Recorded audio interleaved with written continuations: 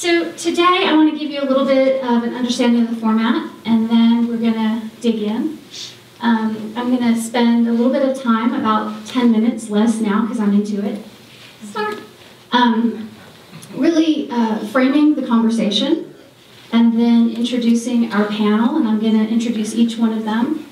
And then once that's complete, we'll begin with about 8 to 10 minutes of them waxing philosophically about the work that they're doing and how it relates to this topic. And then from there, we'll move into about a 15-minute, 20-minute conversation just among the four of us to really go a little bit deeper and connect some dots. And then after that, we'll open it up for questions. And then finally, we'll do a little bit of a wrap-up at the end. So is that agreeable to everybody? Perfect. Good. And thank you for the comfy chairs. This is really nice. So, cultivating innovation. First of all, I think about cultivating, and I think about the tools that you need to cultivate a farm or a garden. And in innovation, there's the same thing. You need tools, and sometimes you come to the table with those tools, and sometimes you acquire them along the way. But we call those tools a lot of different things, and you hear similar language throughout those conversations around innovation. You hear things like startup, when we're starting up an idea or a business. You hear things like scale, when we're trying to take an idea and expand it beyond just that community, maybe that region, that state, national, global. You hear about sustainability, trying to attract the resources, whether it's financial or human resources, to keep those ideas moving and continuing. And disruptive, y'all heard that term, it's very popular these days. It's really about changing behaviors, stopping the way we do things today, and really rethinking and doing things differently. So sometimes you have to disrupt to get to that innovation. Expansive thinking, different forms of capital. We talk about financial capital most of the time, but relationship capital, I would say, is just as important, if not more. Capacity, being able to have the money and the human resources you need to take these ideas and these businesses to scale. There's a lot of language that goes with the idea of innovation, but innovation is not the end game. Impact is the end game. And, as you might think, sometimes time is change, and time is a little bit tricky in a community. Sometimes you feel like things never really change, and then sometimes you look back and you see radical change that has taken place. And those changes can be in the forms of things like infrastructure growth, maybe new roads and new schools. They can be in economic shifts that happen when we have a low snow year.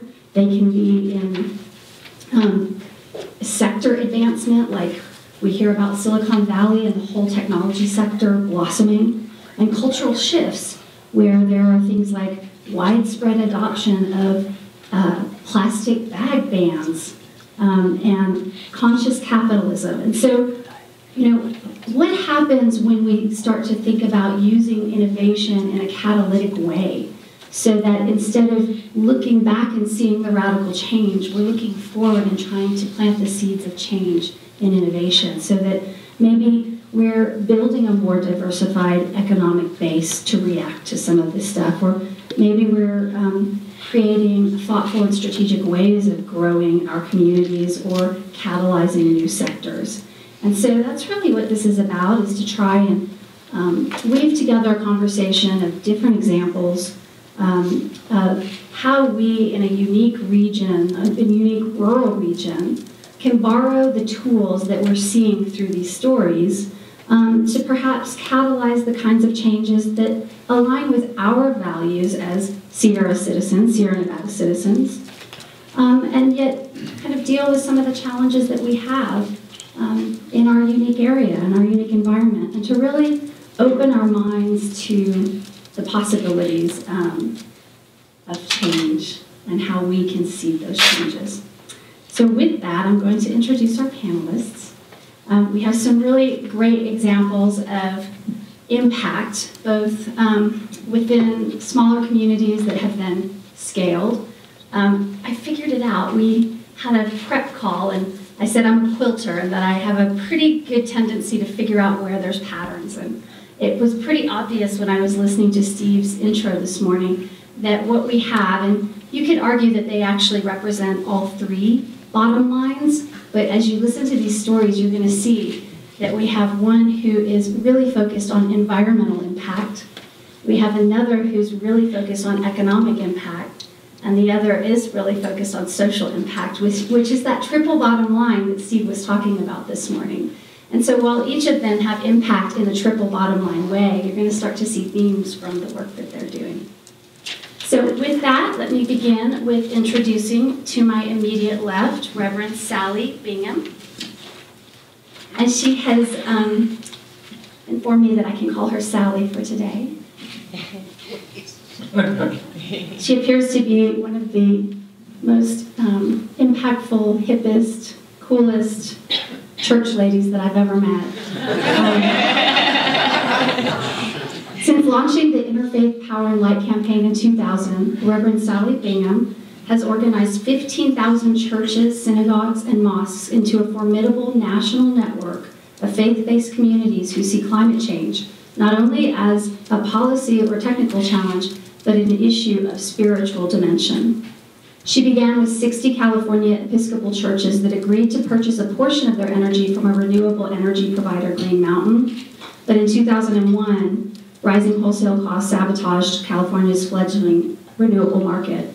And that represents a shift or a pivot that they made in realizing that they had to get involved at the policy level. So now each spring, she leads a delegation of 80 IPL state leaders, that's Interfaith Power and Light leaders, to Capitol Hill for meetings with congressional delegations. The mission of IPL is to be faithful stewards of creation by responding to global warming through the promotion of energy conservation, energy efficiencies, and renewable energy. This campaign intends to protect the Earth's ecosystems, safeguard the health of all creation, and ensure sufficient sustainable energy for all. IPL has over a decade of experience helping congregations address global warming by being better stewards of our energy. Please help me welcome Sally.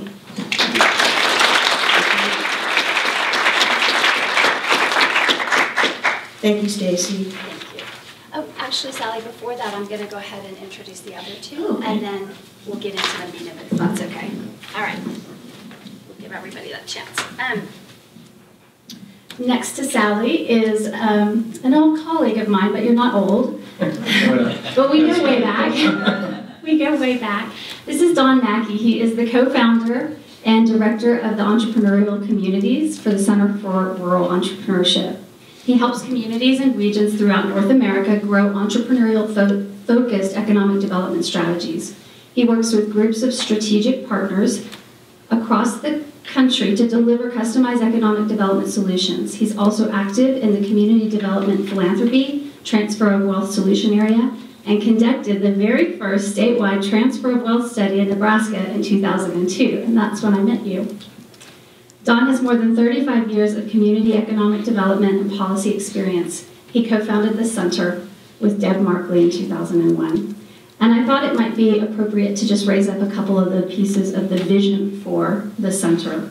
The mission is to be the leading national resource for rural communities and regions interested in building more sustainable economic development frameworks around entrepreneurship. But here's where it gets juicy. One of the visions is entrepreneurship development is a necessary component of rural economic development.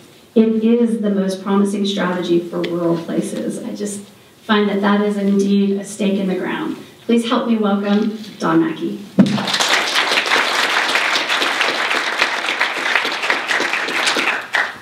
And finally, last at the left here, we have, sorry, get there. There we go, Rebecca Gasca. Welcome. Rebecca is the CEO and Chief Cross-Pollinator for Pistil and Stigma, a values-driven community and government relations firm. Her policy and legislative background began in 2008 as the primary lobbyist for the ACLU of Nevada. During that time, she became involved with the Burning Man, with Burning Man by teaching participants about their constitutional rights on the playa. Since leaving the ACLU and starting her own business, she has worked with with Burning Man in a variety of capacities. Most recently, she brought a group of international festival organizers to Burning Man through a U.S. Department of State exchange program, and she also wrote a National Endowment for the Arts grant that was awarded to the Black Rock Arts Foundation to install large-scale art in Fernley, Nevada. Is that complete? Have y'all been? Raise your hand if you've been. Awesome. I need to go. Very good. But today, Rebecca really asked me to focus on the conversation about how the Burning Man culture is achieving widespread scale across the globe through regional collaboration and community initiatives off the playa. So this is going to be interesting. And finally, as I introduce her, I just want to reference, because it's going to be about culture and culture shift. If you haven't ever read all of the principles, the 10 principles of the Burning Man Project, this was a real eye-opener for me, and I'm just going to read them to you. Radical inclusion, gifting. Burning Man is devoted to acts of gifting. The value of a gift is unconditional. Gifting does not contemplate a return or an exchange for something of equal value. Whoa. Decommodification, radical self-reliance, radical self-expression, community effort, civic responsibility, leaving no trace, participation, and immediacy.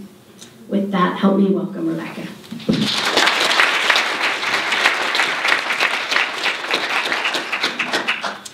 Okay, so panelists, here's the deal. We've got 10 minutes for each of you. And if I do one of these to you, we're done. You got one, okay? All right. So, and that way we'll leave some good time for some discussion and for our audience. So Sally, please share with us some of your stories and your reflections on the theme of this conference, as well as these ideas of innovation and moving what you've done to scale.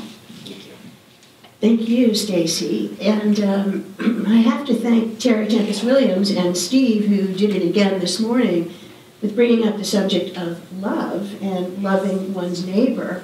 Many of you probably already know that the first and great commandment is to love God, and the second is like unto it, which is to love your neighbor as yourself.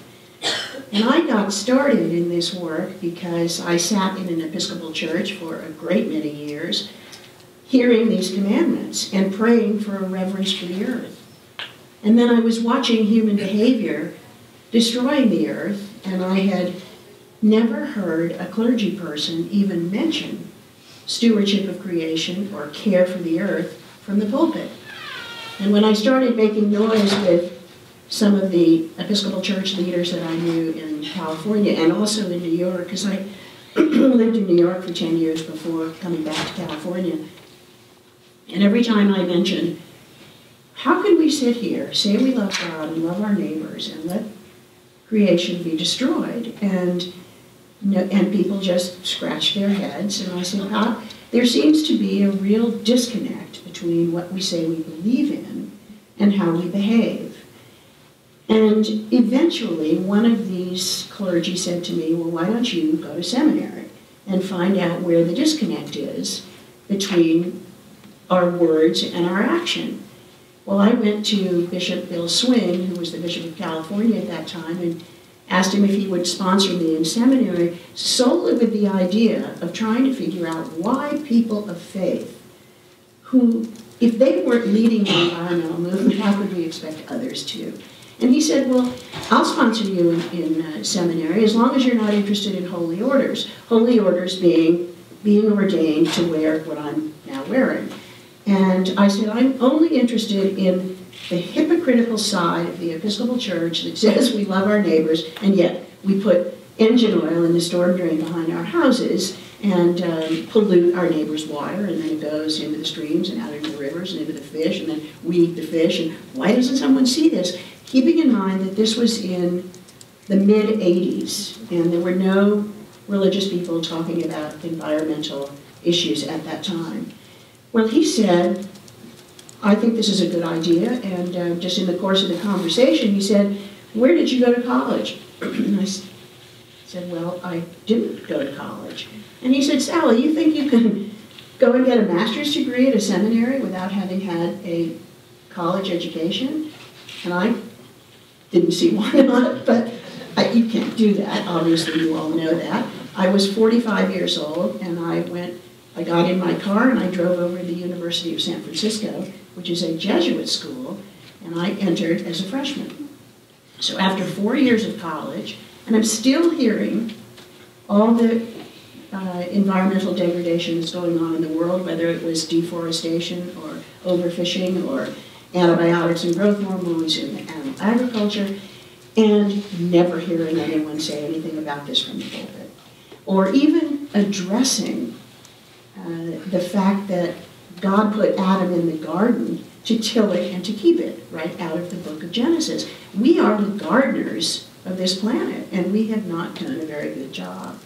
So I finished college, and then I went on to seminary, and the bishop again said, well, you're not interested in holy orders. I said, no. I mean, I had no intention of ever standing at an altar and waving my hands around and turning water into wine, or any of the kind of what some people might call hocus pocus. But I really did feel that if somebody doesn't get in a pulpit and start talking about environmental stewardship, we are going to destroy ourselves. And we've got to start protecting ourselves from ourselves. So one thing led to another. I did another 3 years as a seminarian in a church out in Marin County. And lo and behold, 10 years after this kind of stirring in my heart that was so passionate that I gave up everything else I have really ever done and became an Episcopal priest with an ecological focus. And the interesting thing is that now I go all over the country preaching and teaching in all different denominations. They are Presbyterian and Jewish and Baha'i and Buddhist. And this program, organic, I really cannot take credit for the program that developed. It had an organic growth hormone of its own, because we started in California with Episcopal power and light. And we are today interfaith power and light, a religious response to global warming. We're in 40 states, and we have 15,000 congregations that have said, we want to respond to climate change through energy efficiency, conservation. Some of our congregations have geothermal systems, some have solar on the roof, with the whole notion being that if the congregation sets an example for the community, people will go home and do those same things in their own homes. And when we found that we were saving money through conservation, this has not been a difficult message to sell. People really want to be part of this. And you mentioned that Stacy, when you said we go each year to Washington and go to the Capitol, we not only go to Washington to the Capitol and visit our state leaders, our state and federal legislators, but the state leaders do it in their own home states. And we've built over the last 10 years quite a wonderful reputation with legislators because we are religiously rooted and not environmentally rooted. We can talk to the very people that have often thought of environmentalists as the enemy. But when you send a Catholic priest in to talk to a Catholic legislator, or a rabbi in to talk to a Jewish legislator, they listen. People listen to their moral authority leaders in most cases. And I just want to add one other thing, which is there has not been a cultural change in this country without the voice of religion. And it goes back to the abolition of slavery, women's rights to vote and education of children, most recently the civil rights movement. Martin Luther King was using scripture and biblical foundations to move people with a moral authority. So I really believe that having the religious community enter this dialogue about climate change, that we will have a big impact. I believe that we already are. When I give a sermon and am leaving the congregation, we have this standard. If any of you ever attend a house of worship, you know whoever's just preached stands at the door and shakes your hand as you leave. And nearly always people say, I just hadn't thought about that before. That just that simple connection of if you love your neighbor, you don't pollute your neighbor's air. And we have tried to expand the meaning of neighbor to include the next generation, people on the other side of the world who are suffering the consequences of climate change, the justice aspect of this, the poor people who really contributed the least to the problem are suffering the most, making it a justice issue. And every religion teaches that we're here to serve the poor and take care of those who need to be taken care of. So it's been an extraordinary adventure, and I really cannot take the credit. There are people all over this country who have seen this as a very important issue in their lives, but they just didn't have anything to grasp a hold of. And Don will tell you, he just told me that he's been involved with the Nebraska Interfaith Power and Light program. If you care about climate, you will begin to hear the religious voice in this conversation. And so it's been quite an adventure. Thanks. Thank you, Sally. Don, would you like to share your story? You bet. I want to kind of talk in two themes briefly. One about cultivating innovation and impact, and the other about how do you expand that? How do you take it to scale where it can really have a material difference in the outcomes of our regions and our community and ultimately our globe. The focus of the center, as Stacy indicated, is helping grow successful communities. And each region, each community has to define what that means for them. And part of our discussion yesterday in the workshop was around how do you do that, that economy reflects the values of the people who live in that community, live in that region, and I think that's a fairly powerful interconnection when we look at development that way. Now, our experience is pretty much limited to the continental United States and Canada, so that's where I'm going to draw from. But I think part of the values behind this kind of development is how do you do it in a sustainable and real way that generates economic opportunity? I think coming out of the recession, but also my life experience, is there are a lot of people in a lot of communities where you can't take economic opportunity for granted.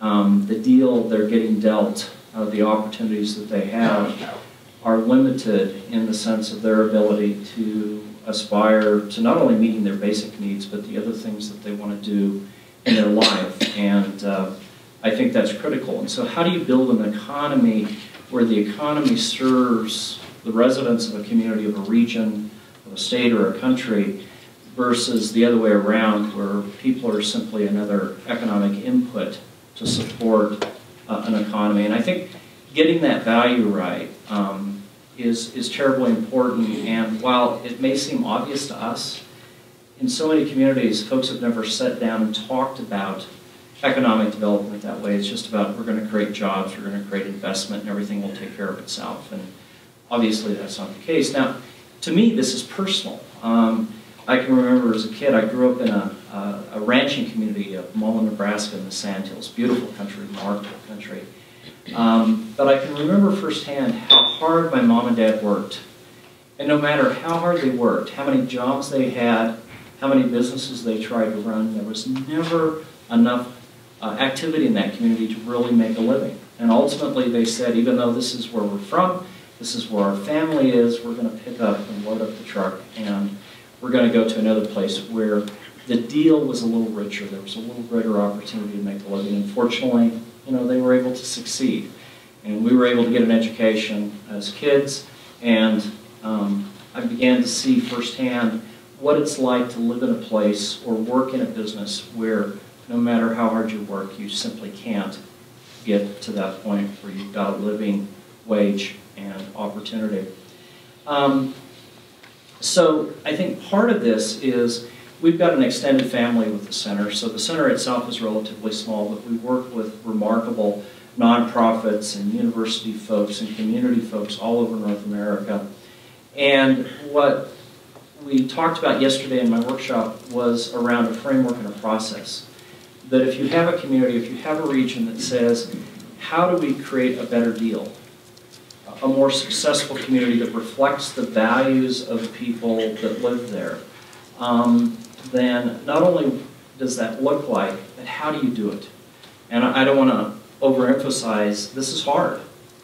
Building this kind of economy takes deep commitment, and it takes hard work. But, I think it can aspire to what Steve talked about this morning in the triple bottom line, that you can build an economy where there is opportunity for people to have meaningful work and to be paid for that work. There's an opportunity to create the kind of community environment that meets the needs socially of the people who live there, and then the value of how do you do that in an environmentally sustainable way that heals the planet and ensures we have a future. So I really do believe that this kind of economic development represents, as Stacy said, and maybe it's a bold statement, we can't prove it, but we believe it, that in fact entrepreneurship is maybe one of the best ways that you can get to that place. And fortunately, we've had the opportunity to work with some remarkable people, remarkable communities, remarkable regions, and that have been able to do that have gotten closer to that aspiration. Not sure we'll ever get that. So the second thing is, how do you take that to scale? It's one thing for this to happen in a particular community, in a particular neighborhood, maybe even a particular region, but how do you do that, in a place the size of the Sierra Nevada region, or the state of California, or the American West?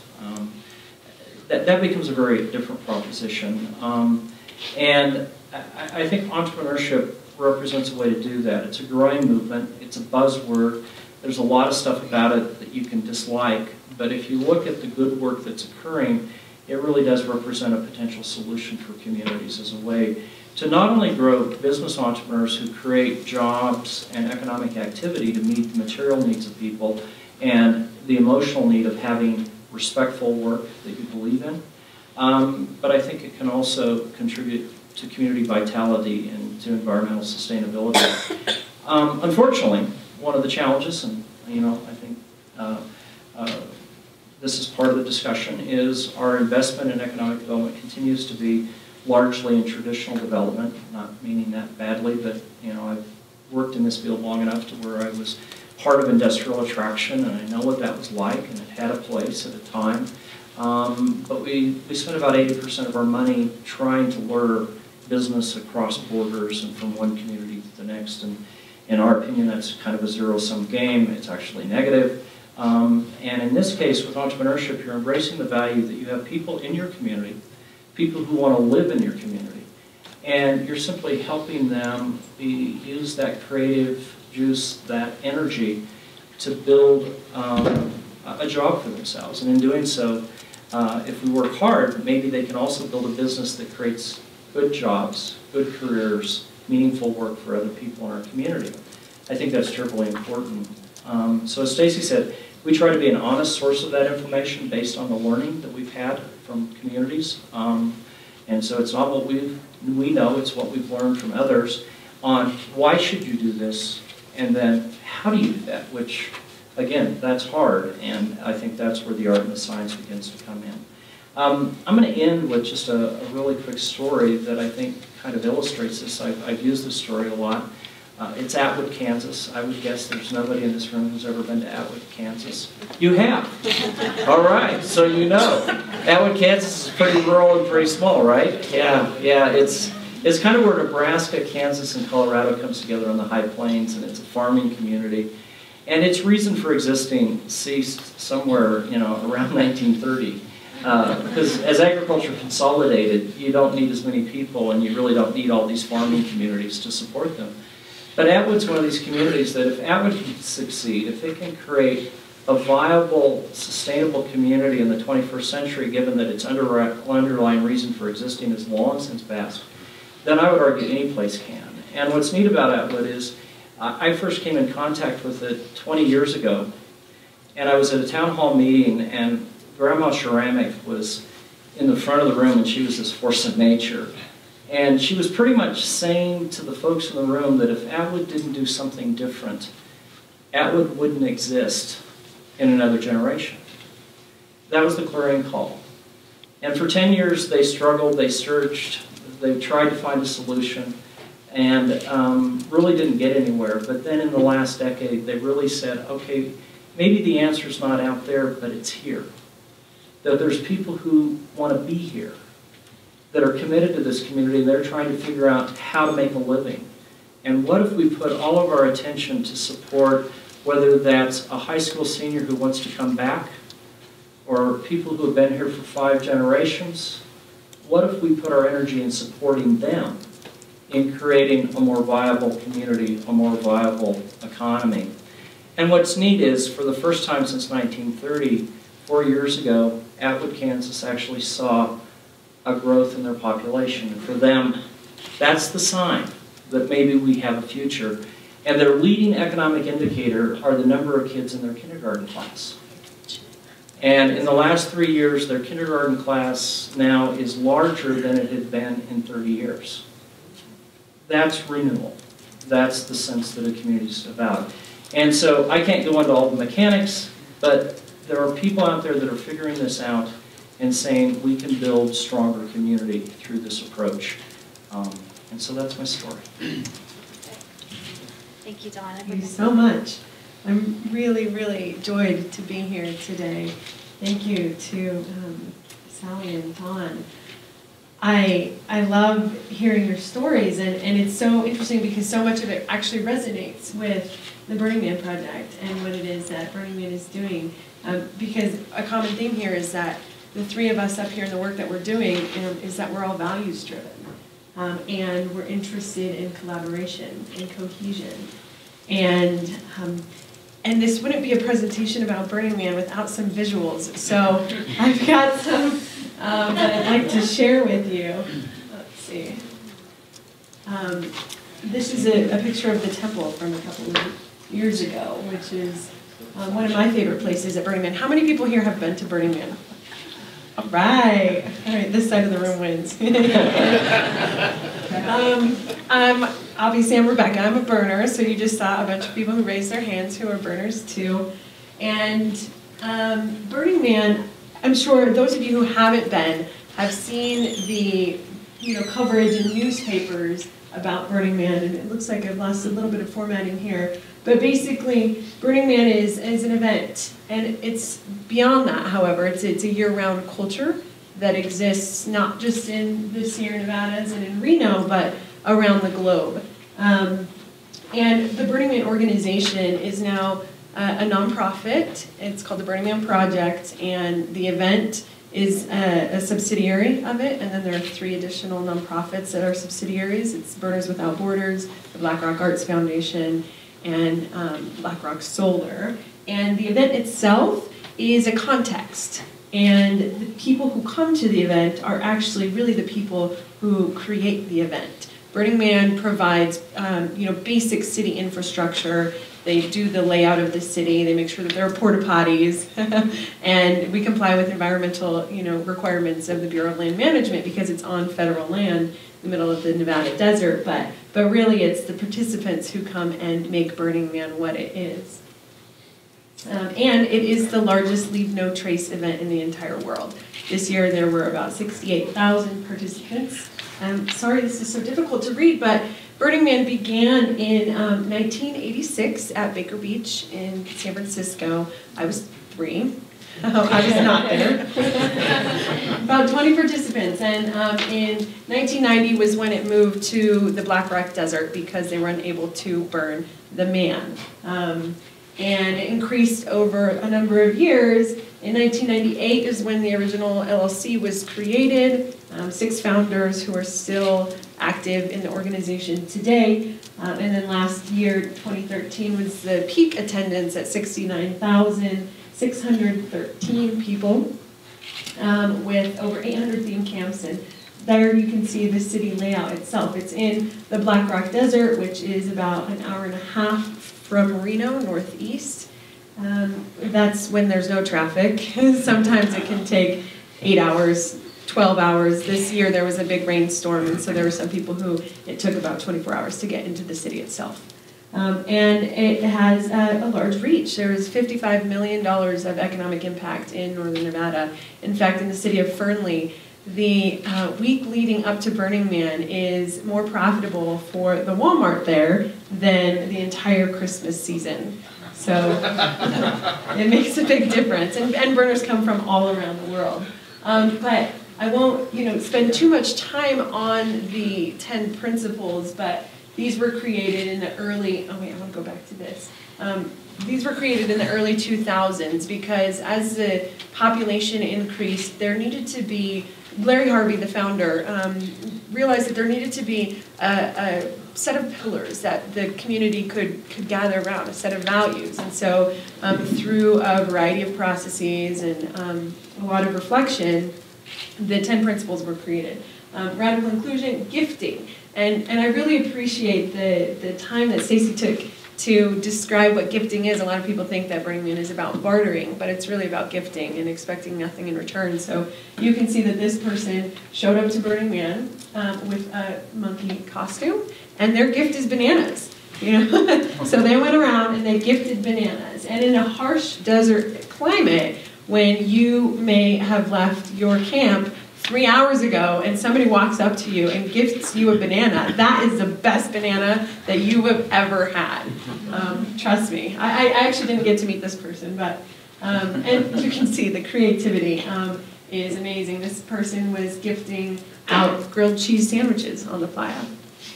So no cash is exchanged out there. Radical self-reliance. This is in the middle of a dust storm. No cash is exchanged except for ice and coffee, and the proceeds of that go towards the nonprofits that the organization supports. And people come and bring their best self, which is one of the most amazing things about Burning Man. And one of the most important things, I think, is civic responsibility. Everybody really does understand that the loving thy neighbor kind of pillar is really important in the success of a community of now 68,000 people.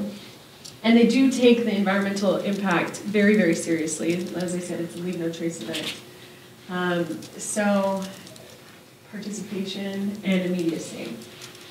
But really, over the number of years, what's happened is it's not isolated to a once-a-year event in the middle of the Black Rock Desert. In fact, it's expanded quite considerably, and you can see by the numbers here that there are, over almost 6 million visits to the Burning Man website year-round.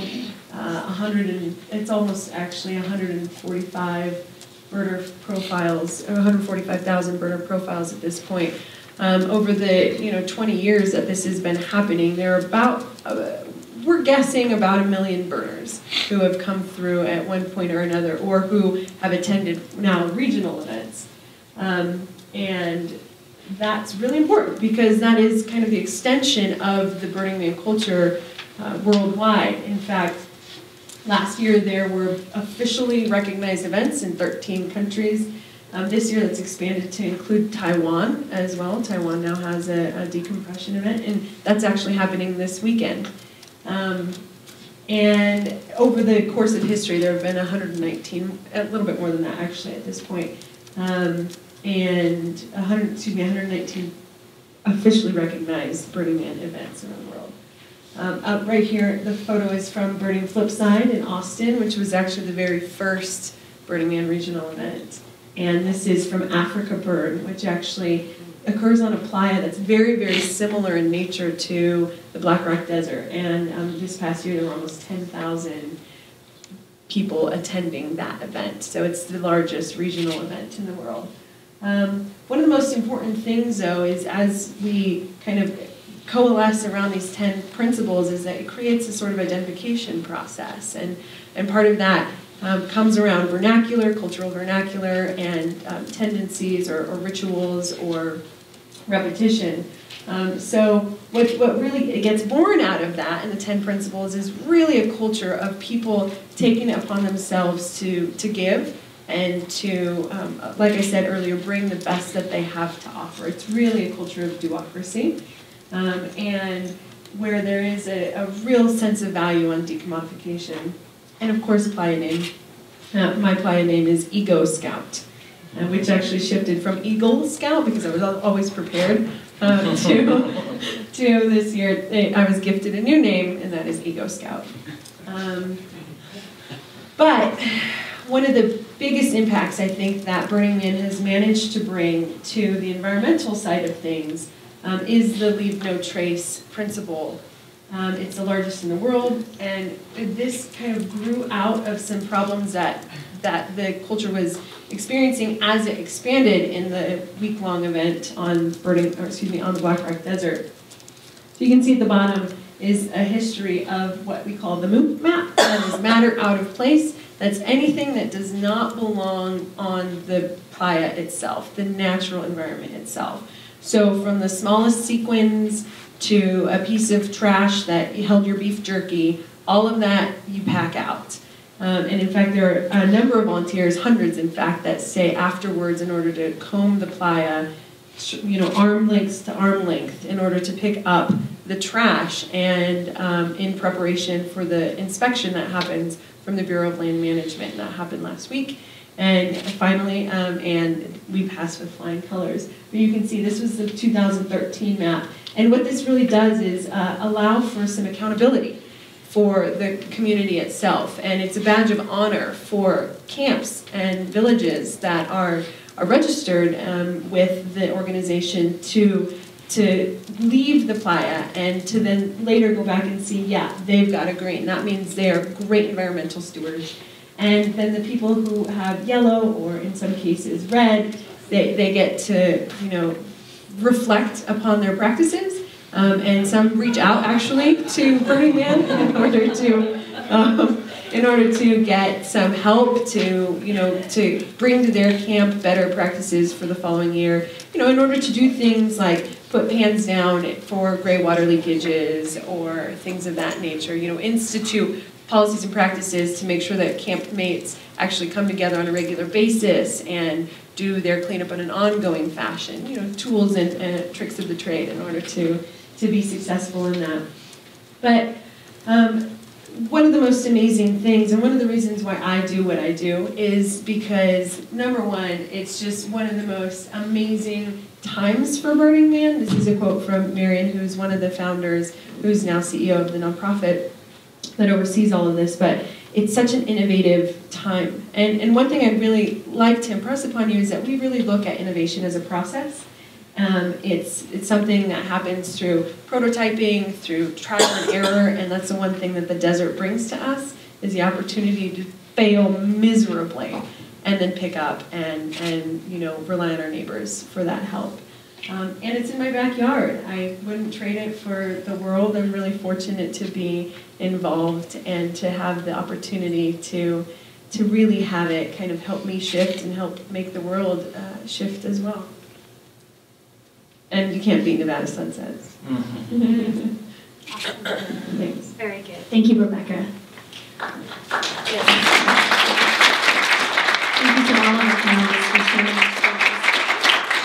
So, took a couple notes here, and I'd really love to just ask some questions to go a little bit deeper and thinking about, creating our own unique type of innovation here, and some of the things required. I was curious about the success that you've had in working, Sally, this is a question for you, in working in policy, and you share that there was a shift, there was a moment where you realized that you had to get kind of to the Capitol, and I thought it just really clicked with me hearing that sometimes you have to put like-minded people talking to like-minded people, and so being able to approach the conversation through that moral lens, and as well as make sure that the right people are talking to the right people so that they're speaking the same language.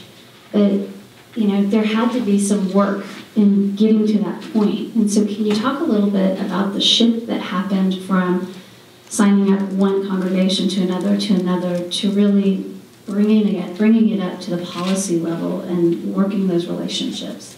Well, the policy part did not start in the very beginning. It began with what all three of us have been talking about, with shared values.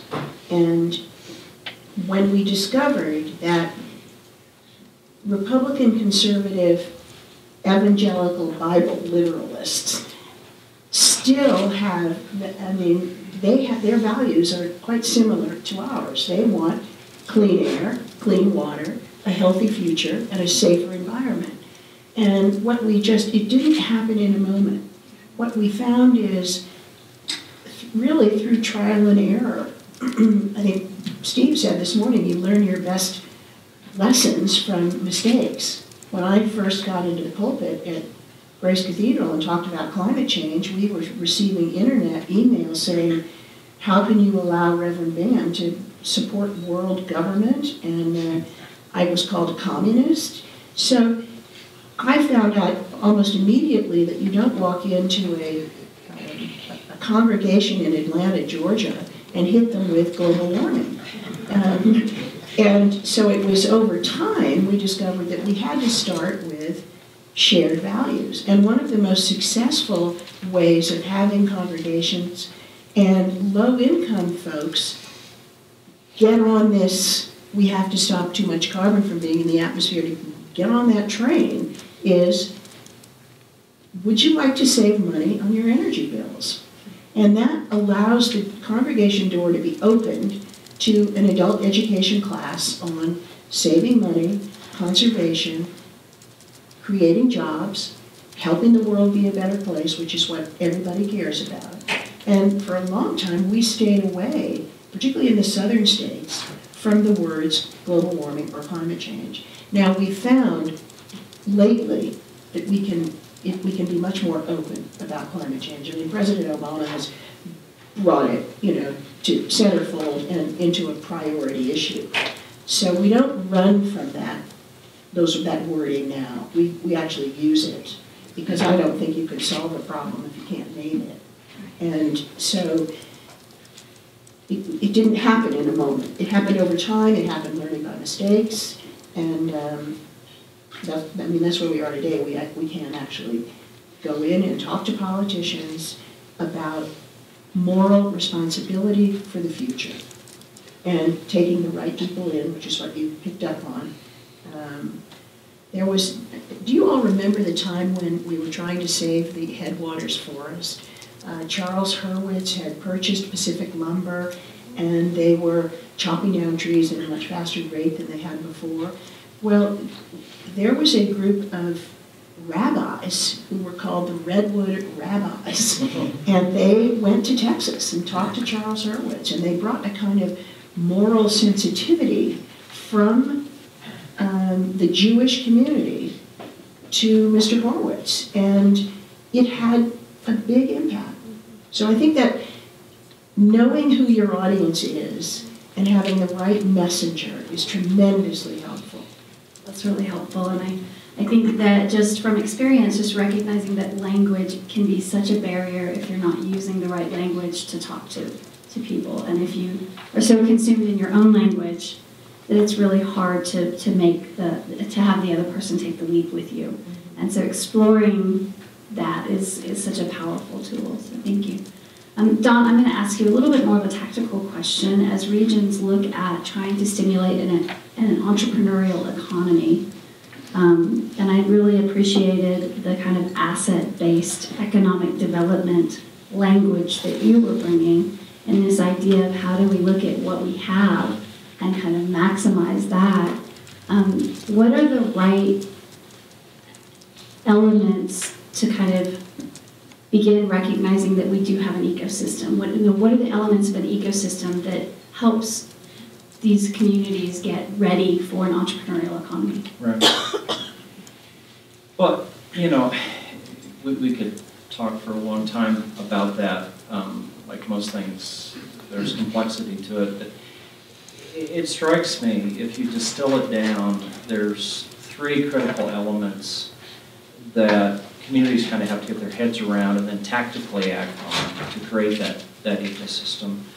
One is, just like Atwood, recognize that you have people who live in our communities, and they may not be the Bill Gates entrepreneur, but they're engaging in entrepreneurial activity. They're running a grocery store, or they're a farmer trying to become more efficient in how to use reduced water levels. It may be a young person who's come back and they're doing coding for games, whatever. But understand that there's entrepreneurial talent there that if we're willing to invest in it and work with it, you can grow a stronger community. And because it's rooted, because people have already made a place choice, it tends to be a bit more stable. And we think that's terribly important. So that's the first piece. The second piece is, okay, great, we understand we have this talent. Do we have the relevant resources?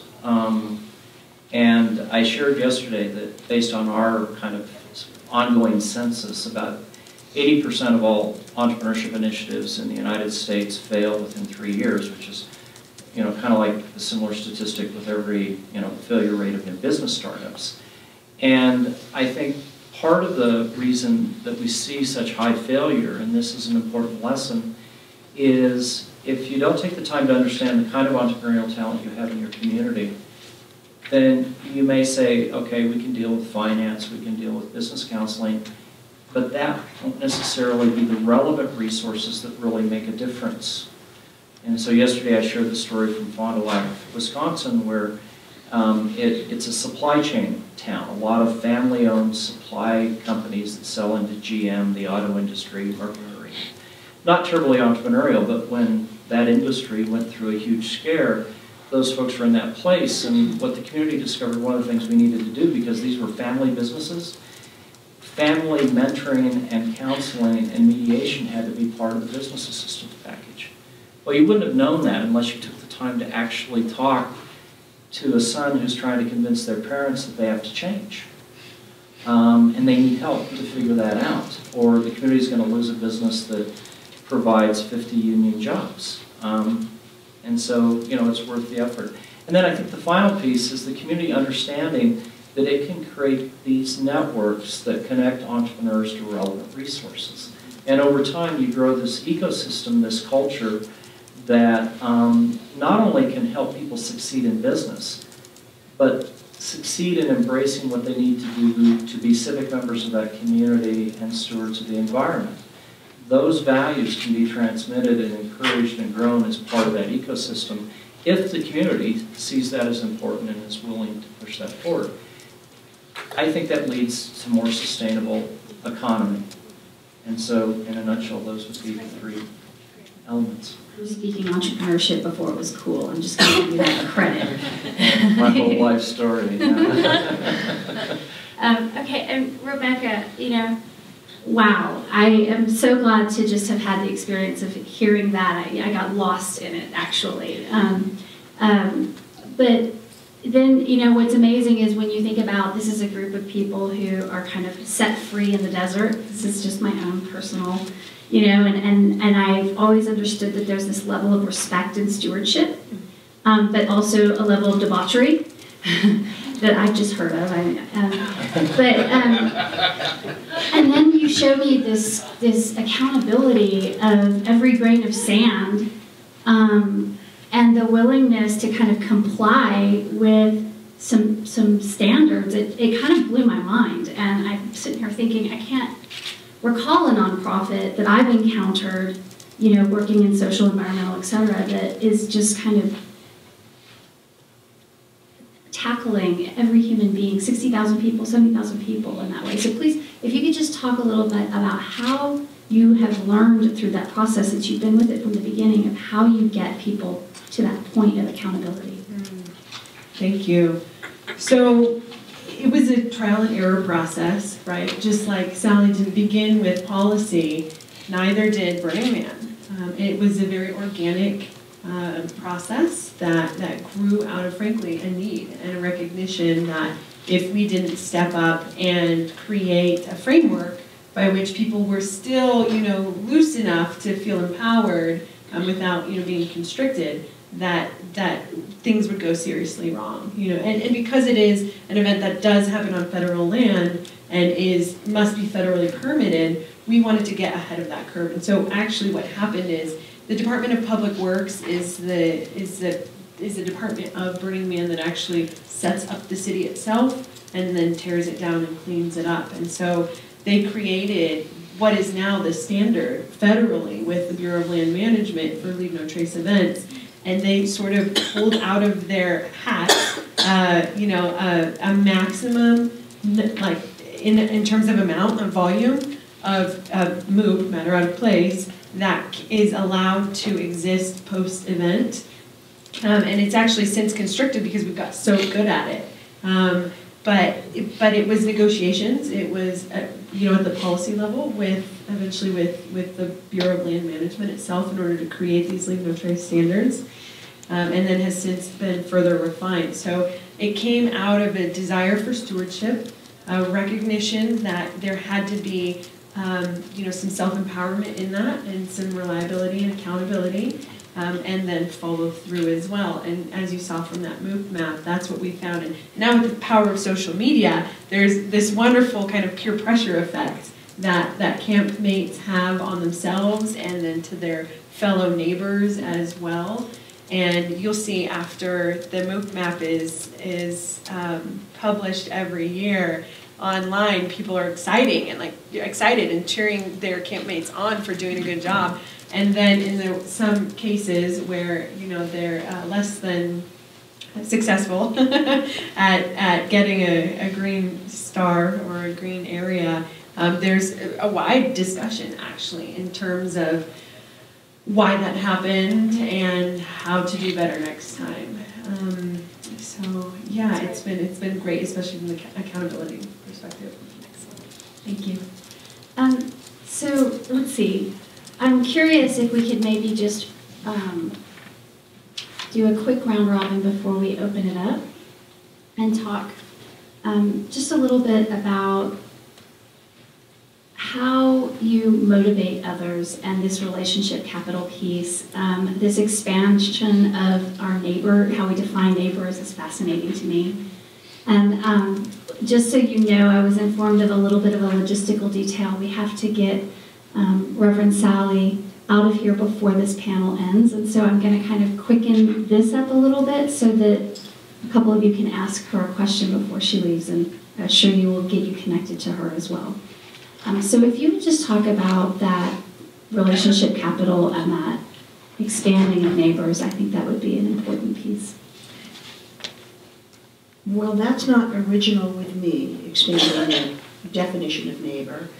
But it has resonated because who is your neighbor? I mean, I can go back to scripture and give a little mini sermon on the Good Samaritan, because it's not Sunday morning and you didn't come in to go to church, but everything that the New Testament teaches is about consciousness and love of the other person and inclusivity. And when I listened to Rebecca talking about Burning Man and how it grew from a need, that's been true of this ministry that I do.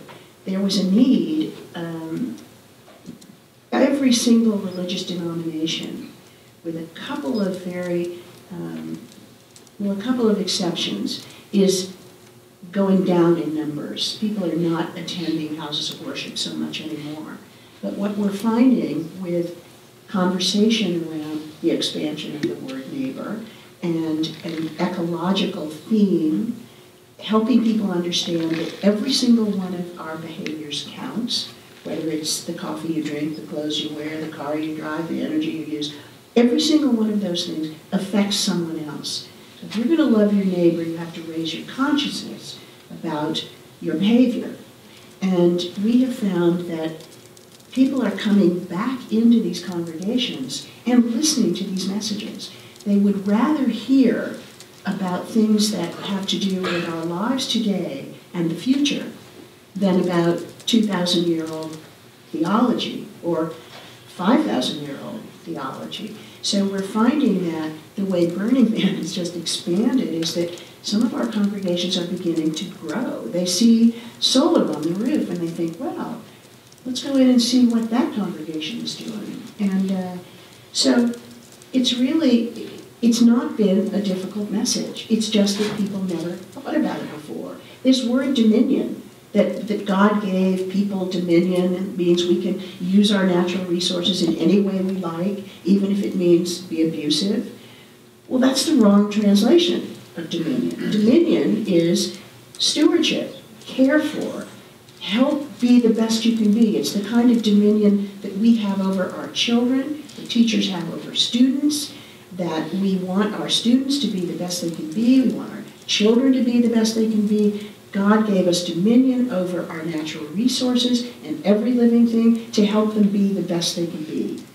And what happens is it's not one message, it's a multitude of messages with a little ecological push. And it's just taken off. Thank you. 2-minute challenge. You know, we're very nuts and bolts, and so I'm going to take a little different track. But I think what we find with the communities that we work with is there needs to be a fundamental change in how the community behaves. And that may sound judgmental, but that's been our experience in that most of the communities that we come into contact with, their tradition was there's a core group of people in the community that tend to make decisions, tend to be the leaders, and people are either marginalized or they accept that leadership. And so if I've heard it once, I've heard it a million times, well, we'll get the people that count to the meeting and we'll make some decisions. This can't happen that way because you immediately exclude folks that need to be part of this and they're part of the community. So part of the community engagement process, and I think this is why there's been success, is how do you find people like Grandma Ceramic who are so passionate. They're bridge builders. They bring people who are on the margins to the table and make them comfortable to be part of the conversation. So what's been really exciting over the last 30 years is there are communities, there are people who have gotten really good at how you do that, and this is really hard. Even with the best intentions, the best design, there are so many folks who don't come to the table because they don't feel they can be, or they're really not invited. But when you can break through some of those barriers, and you've got millennials, and you've got people who don't have the luxury of taking time off from work to go to a meeting, and you figure out how to make that possible, the community dynamic changes, and it breaks down some of those traditional assumptions and allows people to embrace new solutions. And in that soup, in that messy, messy community soup, I think you have innovation, and communities move forward. Excellent. Go ahead. Great. I love the analogy, the messy community soup, because that's a lot of what happens at Burning Man. I mentioned earlier the harsh desert environment causes a lot of failure, and from that failure breeds success. But I think there are two ways in particular where the neighborly idea and definition is expanded and really made tangible. One, on Playa, and so when you first arrive at Burning Man, you're given a hug by the greeters, and you're told, welcome home. And that city becomes your entire dominion for the period of 1 week. And everybody is your neighbor. And your identity in some ways is broken down because you are using a new name that may have been gifted to you. So I'm no longer Rebecca Gasca, lobbyist from Sparks, Nevada. I am Ego Scout on my own mission that week, and everybody else goes through the same sort of process as well in becoming one cohesive city. And that's built neighborhood by neighborhood as well. The city is very intentionally laid out to facilitate interaction, and theme camps are placed in particular areas with that intention in mind. But then off Playa, which is what a lot of what the organization has been focusing on over the last about 8 to 10 years in particular, is often lived through the subsidiaries of the organization now. And that is Burners Without Borders, which does disaster relief around the world. That was born because when Hurricane Katrina hit, there were a number of burners at Burning Man, and really realized that some of the skills that they brought to Burning Man they could actually bring to Katrina survivors in the community there as well. So since they've done disaster relief around the world, including Japan, and then the East Coast with Hurricane Sandy, Black Rock Arts Foundation has now empowered artists around the world to install large-scale art in their own home communities. In fact, one of my dreams is big art for small towns, so I'm going to be following up with you afterwards. I would love to see large-scale art around the world that's created by local individuals and community teams in order to attract people to their communities. And then, of course, there is BlackRock Solar, which actually focuses on installing solar panels for nonprofits, hospitals, and government organizations around mostly the state of Nevada, but they're looking to expand. So when you bring that kind of drive and determination to other communities besides just on Playa, then that's when you really see the definition of neighbor expanding. I can't help but think that just what you described in kind of that leaving behind your ego and coming into a place where you're allowed to think differently and people can be different than their regular lives. I can't help but think there's something to what you just said, which is, the same leaders come to the table and people don't feel like they can come to the table. And what element is there between those two dynamics that could begin to solve that problem, which is innovation, and it's disruptive innovation. So you want to? Yes, sir, in the back. Please speak up, okay? Okay. Have you had an opportunity to do the work that you've been doing with some of the national media outlets and to present your successes with getting people more involved in saving energy and being aware of climate change and being engaged? Have you, I guess, gone on Fox News and been able to help those media resources where the majority of the nation goes for their news? I wish I could go on Fox News. I think that would be challenging and quite fun. There are newspapers like the Catholic Religious, and I'm not going to tell you the title correctly, but there's a Catholic religious newspaper that we've been in many times. We've been in, most denominational papers have done articles on our work, and we've been in Earthlight magazine, the Sojourners magazine, and then the one that comes out of Earth Island Institute. We've been written up in those magazines. If you Google Interfaith Power and Light, you will see lots of different television interviews that I've done that have been just a one-time thing.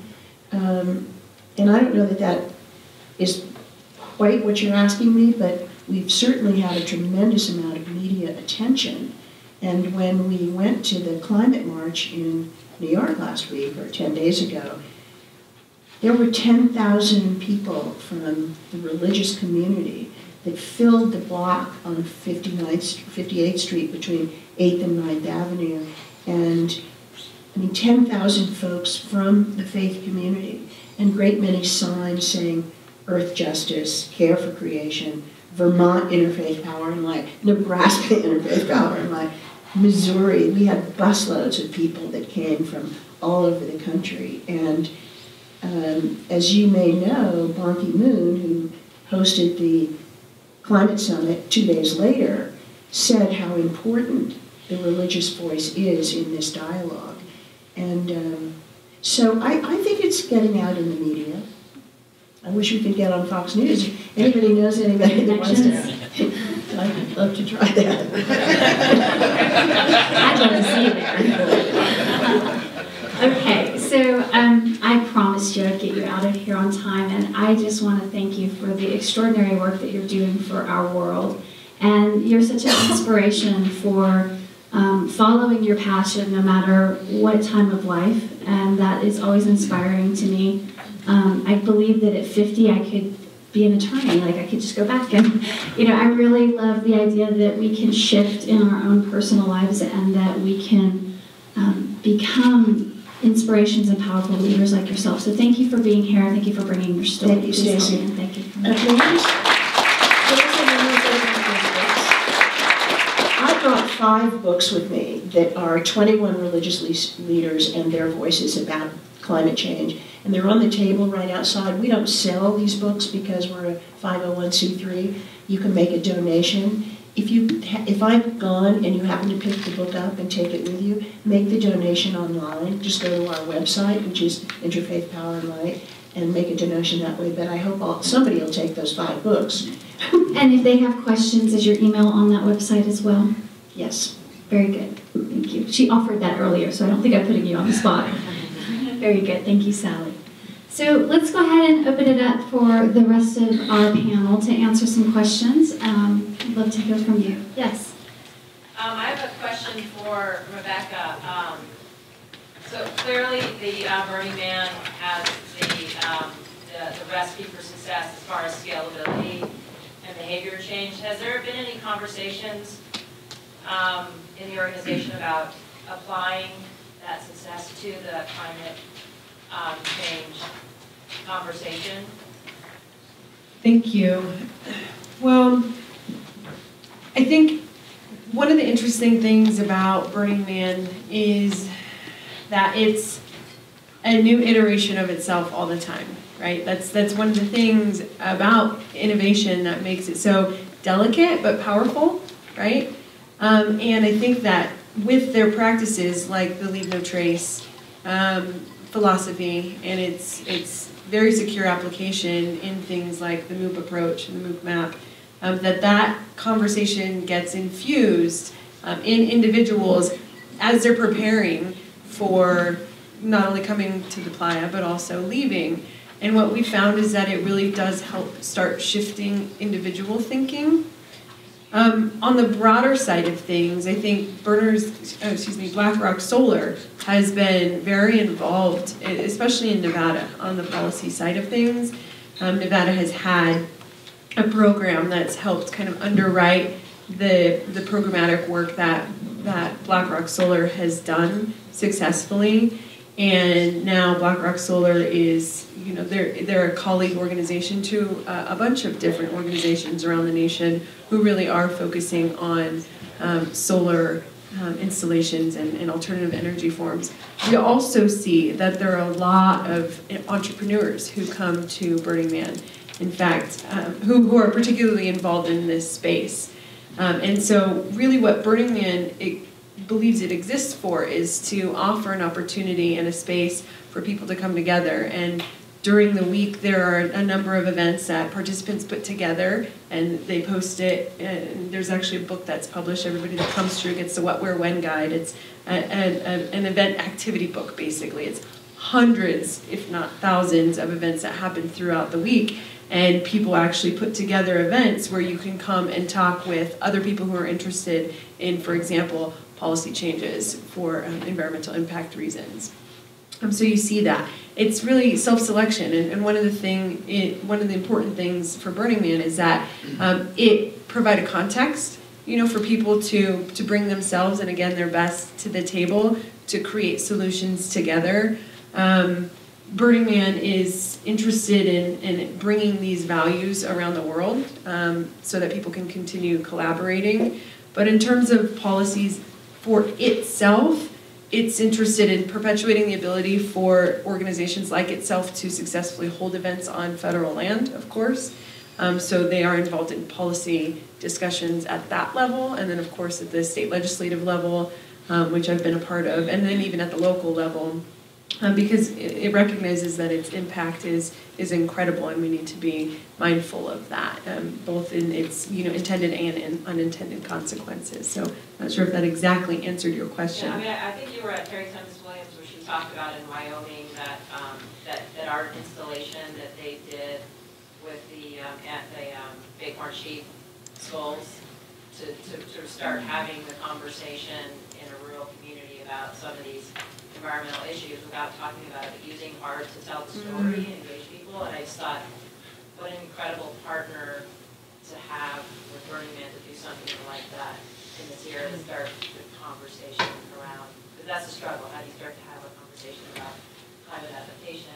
Yeah, and you're totally right. And unfortunately, I missed that. So I'm really glad you brought that up. I'd love to talk to you a little bit more afterwards and explore that. If anybody's interested in exploring the idea of art to host that conversation and be a placemaker, I would love to talk to you, because I think you're right. I think art really is a phenomenal medium by which people can come together and really host a conversation, a powerful one at that, from things like climate change to food deserts, to even in this case, I'm not sure what the context was there in Wyoming, but that's, I think, one of the powerful things for rural art as well.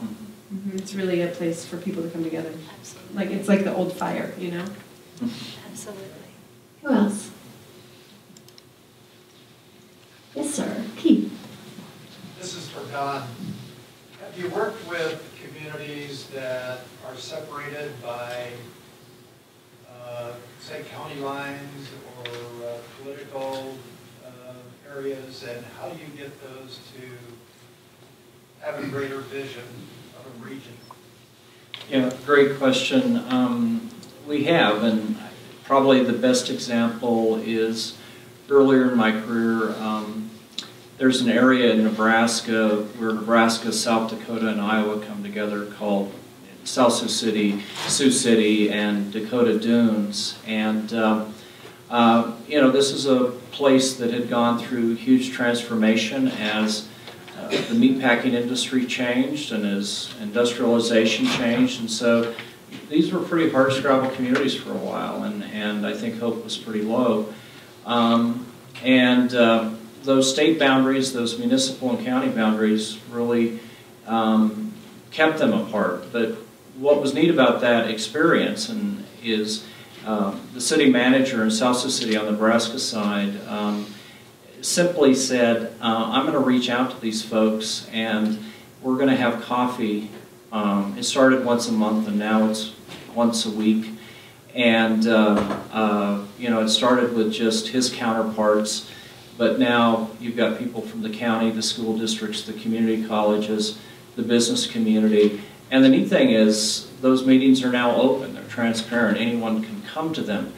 But I think that person reaching out and saying, let's talk about, you know, what Steve was saying, the stuff we do agree on, and let's figure out how to do this. And what's really neat now is that, you know, it's not perfect, but that community has reinvented itself in part because it now sees that it's the Siouxland region. And I think that's a great example, but you need someone, some institution that can catalyze those conversations. And I think one of the things that culturally embedded is, of course, you have to have willing parties. And if there's a mayor who says, well, I'm not interested in that, I'm going to compete with you because, trust me, these three states compete for business and they're right there. And it's truly a zero-sum game if a business moves out of Nebraska across the bridge into South Dakota. I mean, the people still commute back and forth to the work. But what they've done is now the expectation is if you're a new school superintendent, we're going to ask you questions of whether or not you're willing to collaborate. And so the expectation is we want to bring people into those leadership roles that understand that working as a larger community is really critical. I think that's a pretty profound lesson and a great example of how this can happen. If I could also follow up, in Nevada, there are 16 counties plus the capital, Carson City. There are a number of counties that have banded together to create rural economic development groups. And some of them are also, who are close to the urban centers, also kind of cross borders and join there as well. But a couple of years ago, I brought out to Burning Man a number of individuals from a variety of the rural communities to come out to Burning Man in order to understand how the city works, but also in particular to see big art. And that was sort of, it wasn't my idea, the Big Art for a Small Town. It was actually one of the founders, Bill Roger. But we brought everybody together to help them understand what big art really does and what the possibilities could be for that. And since then, that conversation thread has been woven through the groups, which are now, there are several of them. There's the Western Economic Development Authority, there's the Economic Development Authority of Western Nevada, that's what it is, EDON. And then there's also Stronger Economies Together, SET, which is a number of rural groups, rural counties. And they've really taken a look at how they can not only work together for economic development in the general sense, and change some of their own policies and procedures and practices, especially for things like water conservation as it affects ranching and things like that, but also looking at alternative forms of economic development like art and how they can band together as communities to create those types of opportunities. And there are a number of resources out there. I think the Department of Agriculture does a really good job in terms of hosting some of those conversations. But Burning Man has also done what it can. And if anybody on the other side of Sierras wants that too. That'd be fun. So we have about 5 minutes left, and I just wanted to wax philosophically from some of the things that I heard, and then giving you a heads up, I'm going to come back to you and ask for your next big thing. I want to hear that before we leave. I want to know what the next big thing is for both of your projects. So, you know, I think this relationship capital and this expanding the definition of the neighbor was the surprise for me on this panel. That I didn't realize that there was this theme that was going to kind of run through, and it is that value-driven leadership that you're talking about. There's a wonderful article, it's very wonky towards the philanthropic side of me, but it was produced in the Stanford Social Innovation Review this summer about emergent philanthropy.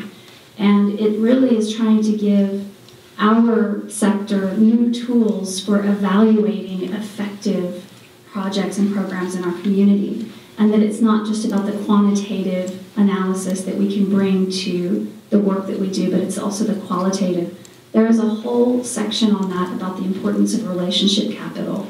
The things that you were talking about, where you're bringing these ideas to rural communities, the convenings, bringing the unlike-minded people to the table. It's an art. It's not magic, but it is an art, and there's some science behind it. It's growing leaders in your community who are willing to sit at the table.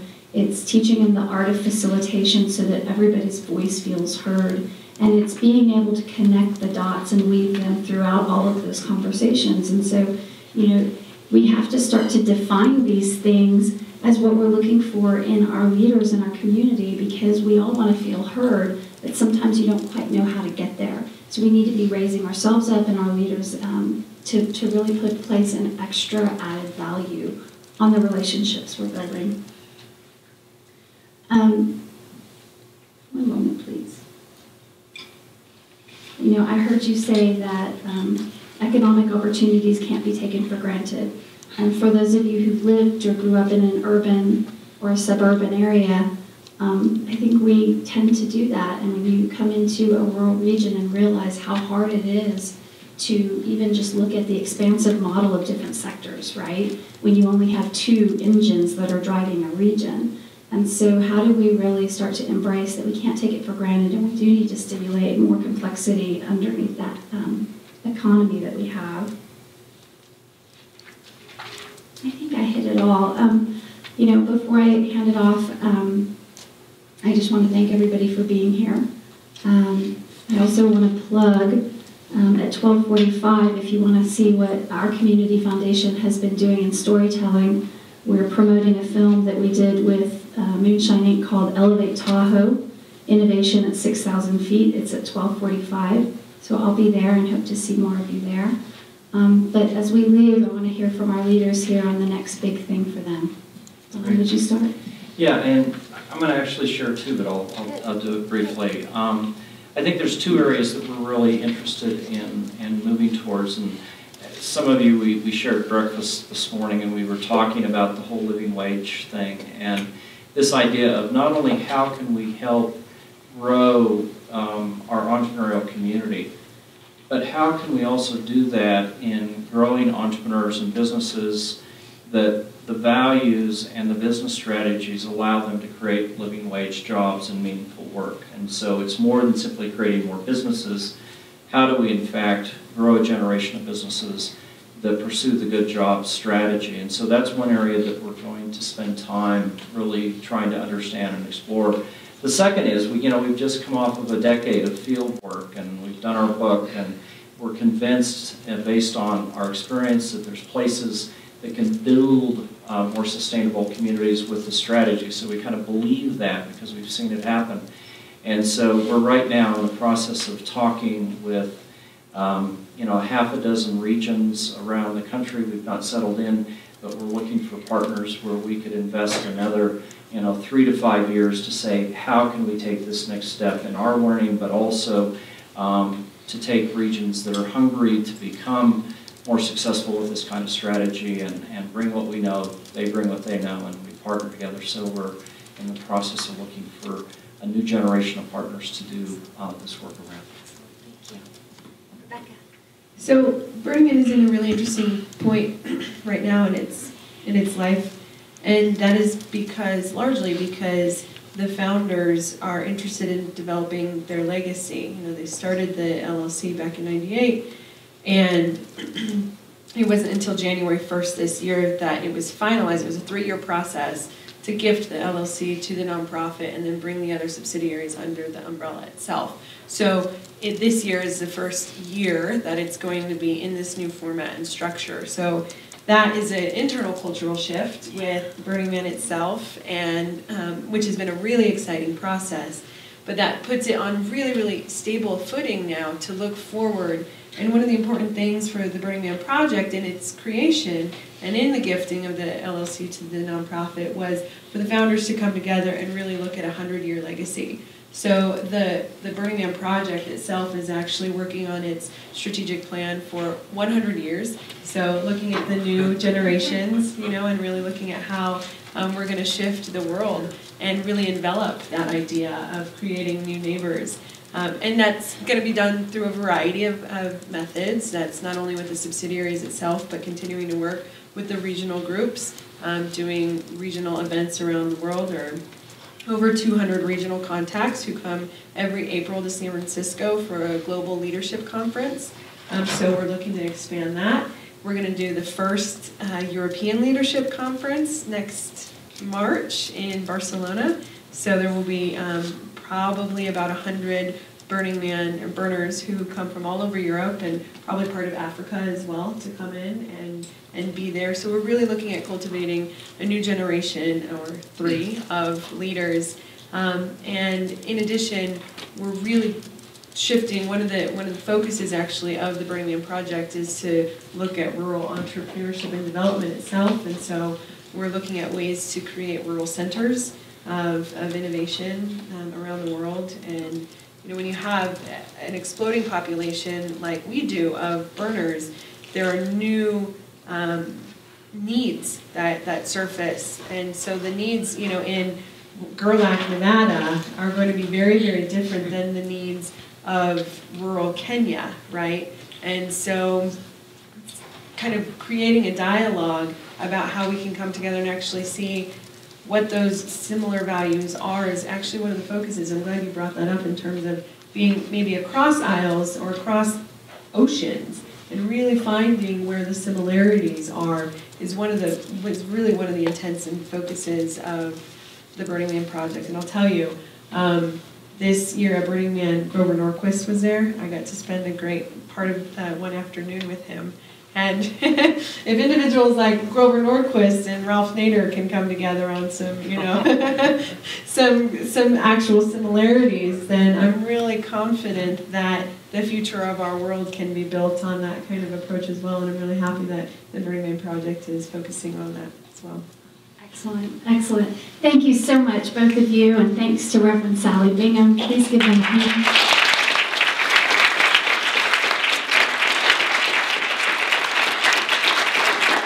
Thanks to all of you for taking time out of your day to be here. And thank you, Stacy, so much for moderating. This is a pleasure. Have a great day.